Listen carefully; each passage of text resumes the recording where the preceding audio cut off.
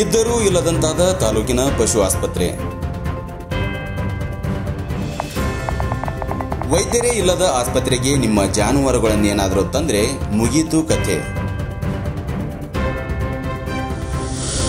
ಈ ಪಶು ಆಸ್ಪತ್ರೆಯಲ್ಲಿ ಅಟೆಂಡರ್, ಪ್ಯೂನ್, ಡಾಕ್ಟರ್ ಎಲ್ಲವೂ ಒಬ್ಬರೇ ಅಥವಾ ಇಬ್ಬರು.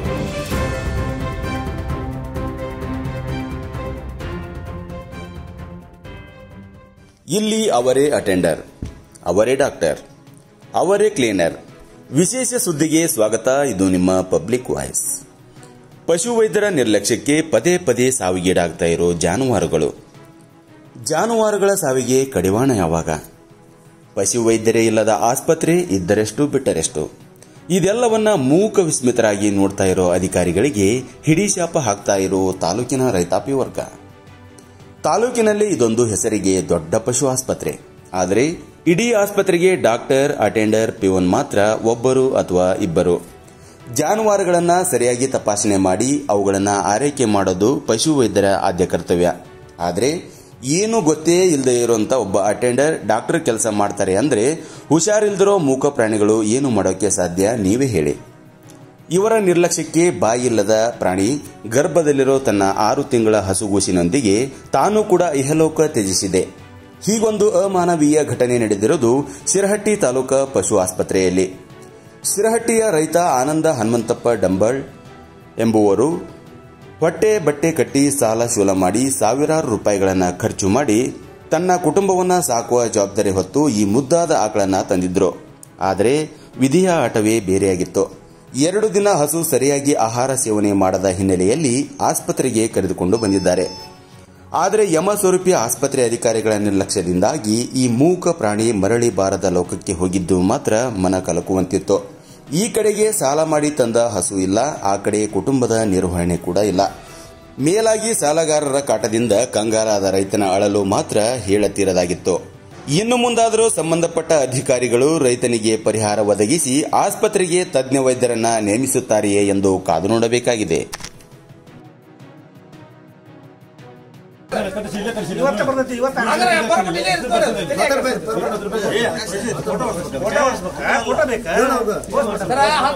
ನಾವು ತಯಾರಿಲ್ಲ. 10,000 ಕೂಡಿ ನಮ್ಮ ಕೂಡಿ ಎಲ್ಲ ಕೂಡಿ ಅಂತ ರೈತರ 100 ರೂಪಾಯಿ 1,000 ರೂಪಾಯಿ ರೈತ ಪರಿಹಾರ. ಆ 1,000 ರೂಪಾಯಿ ಪರಿಹಾರ ಪೋಸ್ಟ್ ಮಾಡೋ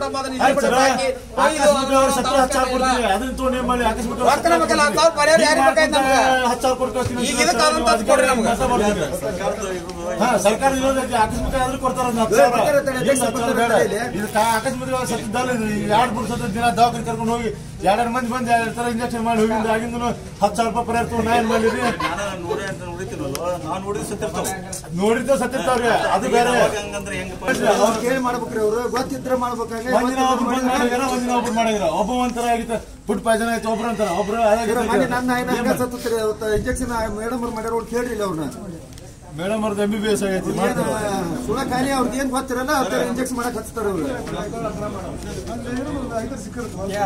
ಏನ್ ಮಾಡ್ಬೇಕು ಹೇಳಿ? ನಾವು ಸಾಲ ಮೂಲ ಮಾಡಿ ಇವ್ರ ಮೇಲೆ ಜೀವನ ಮಾಡ್ಯಾರ. ಇಂಜೆಕ್ಷನ್ ಮಾಡೋದು ಒಂದು ಚಲೋ ಇಂಜೆಕ್ಷನ್ ದಾಖಲೆ ಆಗಿದ್ರಾಗ ಏನ್ ಬಿಡ್ರಿ ಸರ.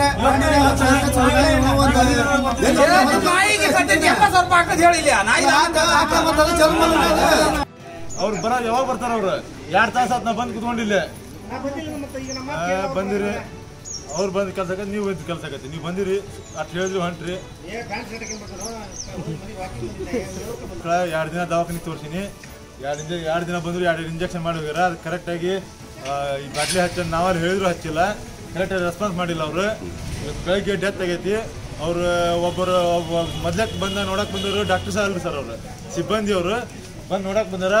ಮೊದ್ಲು ಬಂದವರು ಫುಡ್ ಪಾಯ್ಸನ್ ಆಗಿತ್ತು ಅಂತಂದು ಇಂಜೆಕ್ಷನ್ ಮಾಡಿ ಹೋಗ್ಯಾರ. ನಿನ್ನೆ ಬಂದವರು ಮುಳು ಬಿಟ್ಟಿದ್ದಂತ ಇಂಜೆಕ್ಷನ್ ಮಾಡ್ಯಾರ. ಅದೇನಾಗಿ ಅವ್ರು ಏನು ಇಂಜೆಕ್ಷನ್ ಮಾಡ್ಯಾರ, ಇವ್ರು ಏನು ಇಂಜೆಕ್ಷನ್ ಮಾಡ್ಯಾರ ಗೊತ್ತಿಲ್ಲ. ಹಿಂಗೆ ನಮ್ಮ ಆಕಳ ಲುಕ್ಷಣ ಆಗೈತಿ ನೋಡ್ರಿ. ಗಬ್ಬ ಬಿದ್ದಿದ್ದ ಆಕಳ ಚೊತ್ತಲ 80,000 ಆಕಳ. ಅದು ಏನು ಲುಕ್ಷಣ ಆಗೈತಿ? ಬರೀ ಹಿಂಗ ಅದಾರ, ಸಿಬ್ಬಂದಿ ಇಲ್ಲ ಅಂತಾರೆ. 2 ಮಂದಿ ಅದಾರ ಅಂತ ಇಲ್ಲಿ.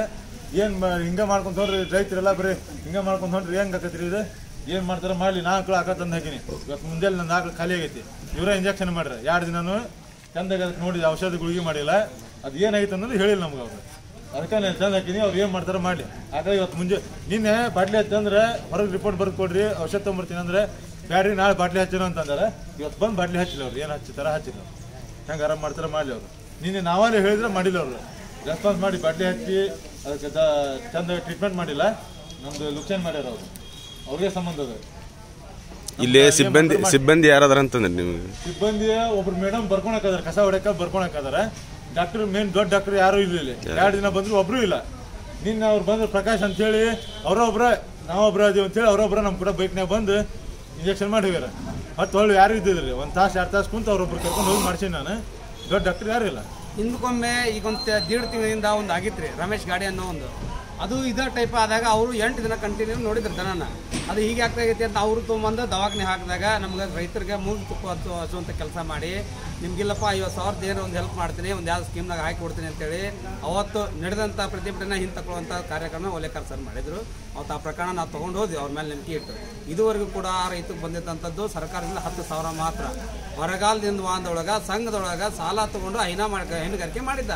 ಆ ಪ್ರಾಬ್ಲಮಿಂದ ಅದು ದನ ಸತ್ತು. ಅವ ಪ್ರತಿದಿನಾನು ದವಾಖಾನೆ ಬಂದು ಅಲಿತಾನ. ಪ್ರತಿದಿನ ಅಲ್ದ್ರೂ ಕೂಡ ಅವ್ನಿಗೆ ಯಾರು ಕ್ಯಾರಿ ಅಂದಿಲ್ಲ. ಬರಗಾಲದಿಂದ ಮಾದೊಳಗೆ ಸಿಬ್ಬಂದಿ ಇಲ್ಲ.